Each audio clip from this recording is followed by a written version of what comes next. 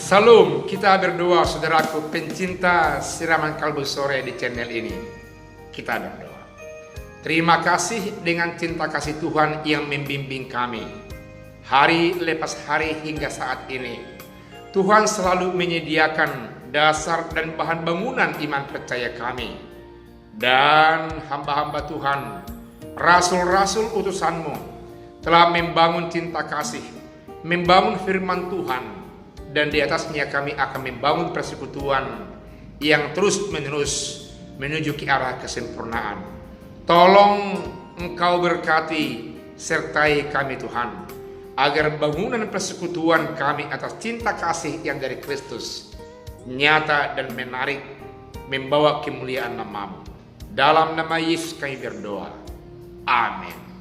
Firman Tuhan dari 1 Korintus 3 ayat 10 dikatakan, sesuai dengan kasih karunia Allah yang dianugerahkan kepadaku, aku sebagai seorang ahli bangunan yang cakap telah meletakkan dasar, dan orang lain membangun terus di atasnya.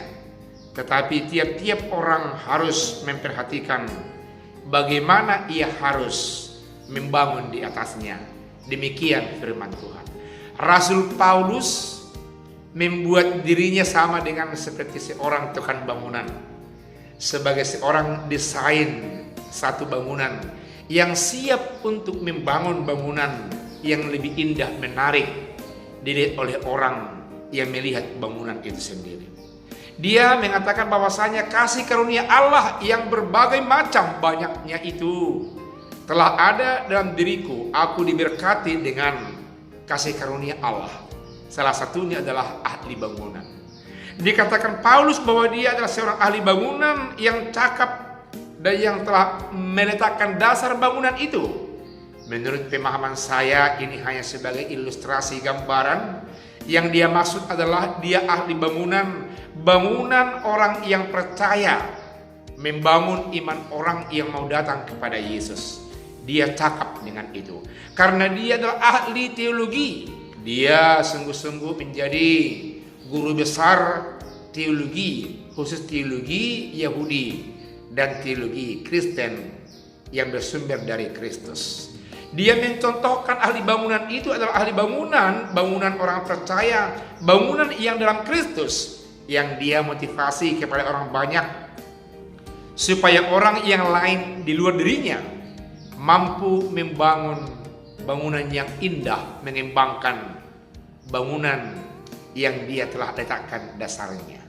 Dasar iman bangunan orang percaya telah Rasul lakukan di tengah-tengah jemaat yang ada di Korintus, yang berbagai macam keunikan, persoalan, pergumulan dan gambaran iman percaya itu.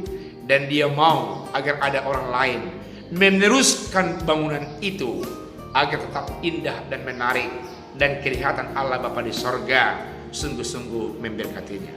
Dikatakan oleh firman Tuhan agar tiap-tiap orang harus memperhatikan bagaimana ia harus membangun di atas dasar bangunan itu.